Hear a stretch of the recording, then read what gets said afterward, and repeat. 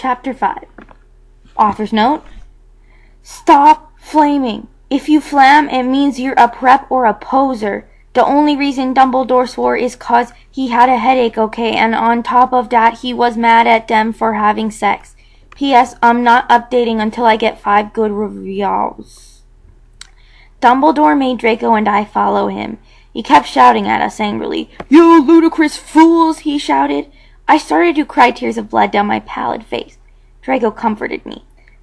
When we went back to the castle, Dumbledore took us to Professor Snape and Professor McGonagall, who were both looking very angry. They were having sexual intercourse in the Forbidden Forest, he yelled in a furious voice. Why did you do such a thing, you mediocre dunces? Asked Professor McGonagall. How dare you? Demanded Professor Snape. And then Draco shrieked, Because I love her! Everyone was quiet.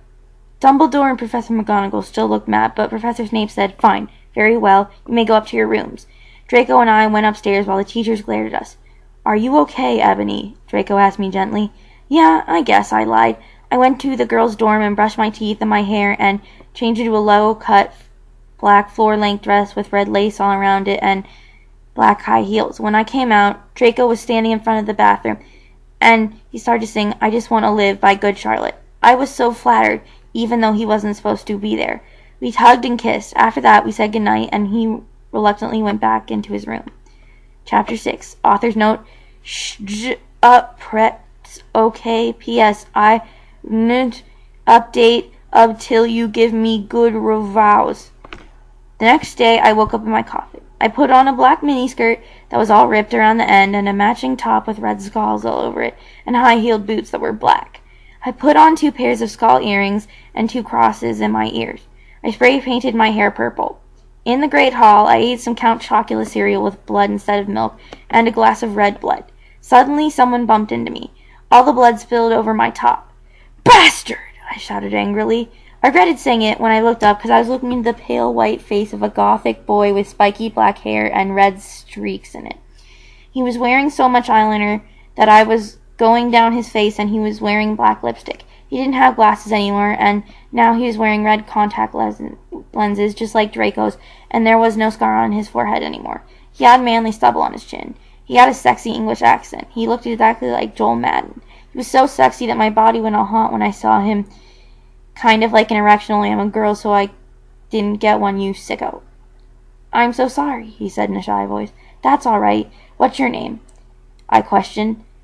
My name's Harry Potter, although most people call me Vampire these days, he grumbled. Why? I exclaimed. Because I love the taste of human blood, he giggled.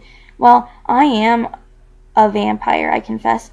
Really? He whimpered. Yeah, I roared. We sat down to talk for a while. Then Draco came up behind me and told me he had a surprise for me, so I went away with him. Chapter 7. Author's note: Well, okay, you guys, I'm only writing this 'cause I got 5 God reviews. BTW, I don't write the next chapter till I get 10 God ones. Stop flaming or I'll report you. Ebony isn't a Mary Sue, okay? She isn't perfect. She's a Satanist. And she has problems. She's depressed, for God's sake. Draco and I held our pale white hands with black nail polish as we went upstairs. I was wearing red Satanist sings on my nails and red nail polish. Author's note: See, does that sound like a Mary Sue to you? I waved to Vampire. Dark misery was in his depressed eyes. I guess he was jealous of me that I was going out with Draco. Anyway, I went upstairs excitedly with Draco. We went into his room and locked the door. Then we started Frenching passionately, and we took off each other's clothes enthusiastically. He felt me up before I took off my top. Then I took off my black leather bra, and he took off his pants. We went on the bed and started making out naked, and then he put his boy's thingy in mine, and we had sex. See? Is that stupid? Oh, Draco, Draco, I screamed while getting an orgasm when all of a sudden I saw a tattoo I had never seen before on Draco's arm. It was a black heart with an arrow through it. On it, in bloody Gothic writing, were the words, Vampire. I was so angry. You bastard, I shouted angrily, jumping out of bed. No, you don't understand, Draco pleaded, but I knew too much. No, you fucking idiot, I shouted. You probably have AIDS anyway. I put on my clothes all huffily and then stumped out. Draco ran out even though he was naked. He had a really big you-know-what, but I was too mad to care. I stomped out and did so until I was in Vampire's classroom, where he was having a lesson with Professor Snape and some other people. "Vampire Potter, you motherfucker," I yelled. Chapter 8. Author's note: stop flassing, okay? If you do, then you are a prep. Everyone in the class stared at me, and Draco came into the room, even though he was naked, and started begging me to take him back. "Ebony, it's not what you think," Draco screamed sadly. My friend Bloody Mary Smith smiled at me understandingly. She flipped her long waist-length gothic black hair and opened her crimson eyes like blood that she was wearing contact lenses on. She had pale white skin, and that she was wearing white makeup on. Hermione was kidnapped when she was born. Her real parents are vampires, and one of them is a witch, but Voldemort killed her mother, and her father committed suicide because he was depressed about it. She still has nightmares about it, and she is very haunted and depressed. It also turns out her real last name is Smith, not Granger. Since she has converted to Satanism, she is in Slytherin now, not Gryffindor. "What is it that you desire, you ridiculous dimwit?" Snape demanded angrily in his cold voice, but I ignored him. "Vampire, I can't believe you cheated on me with Draco," I shouted. Everyone gasped. I don't know why Ebony was so mad at me. I went out with Vampire. I'm bi, and so is Ebony, for a while, but then he broke my heart. He dumped me because he liked Brittany, a stupid preppy fucker. We were just good friends now. He had gone through horrible problems, and now he was gothic.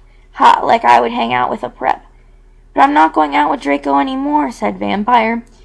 "Yeah, fucking right off, you bastard," I screamed. I ran out of the room and into the Forbidden Forest, where I had lost my virility to Draco, and then I started to burst into tears. Chapter 9. Author's note: stop flaming, okay? I didn't read all the books. This is from the movie, okay? So it's not my fault if Dumbledore swears. Besides, I said he had a headache. And the reason Snap doesn't lick Harry now is 'cause he's Christian and Vampire is a Satanist. MCR rocks. I was so mad and sad. I couldn't believe Draco for cheating on me. I began to cry against a tree where I did it with Draco. Then, all of a sudden, a horrible man with red eyes and no nose and everything started flying towards me on a broomstick. He didn't have a nose, basically like Voldemort in the movie, and he was still wearing all black, but it was obvious he wasn't gothic. It was Voldemort. "No," I shouted in a scared voice, but then Voldemort shouted, "Imperius," and I couldn't run away. "Crookshanks," I shouted at him. Voldemort fell off his broom and started to scream. I felt bad for him, even though I'm a sadist, so I stopped. "Ebony," he yelled, "thou must kill Vampire Potter." I thought about Vampire and his sex eyes and his gothic black hair, and now his face looks just like Joel Madden. I remembered that Draco had said I didn't understand, so I thought, what if Draco meant out with Vampire before I went out with him and they broke up? "No, Voldemort," I shouted back. Voldemort gave me again. "No, please," I begged. "Thou must," he yelled. "If thou does not, then I shall kill thy beloved Draco." "How did you know?" I asked in a surprised way. Voldemort got a "dude, you're so retarded" look on his face. "I hath telekinesis," he answered cruelly. "If you doth not kill Vampire, then thou know what will happen to Draco," he shouted.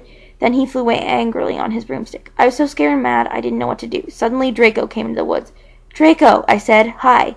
"Hi," he said back, but his face was all sad.